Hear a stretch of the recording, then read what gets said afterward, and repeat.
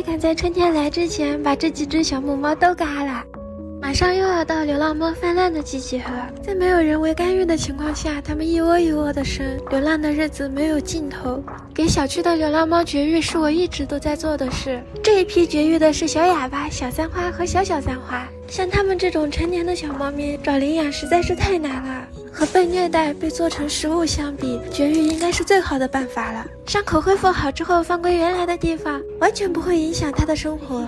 目前我投喂的流浪猫里面有6只小母猫，其中5只已经做完绝育了，最后1只是已经大了肚子的妹妹。这一胎的小猫咪出窝了以后，应该也会给它安排上。有些小猫不抓不知道，一抓才知道它的性格有多好。这只爱打滚的小哑巴真的可以随便摸，我立马把它加到建议领养的那个行列里。希望这些渴望摸摸的小猫咪都能找到自己的家。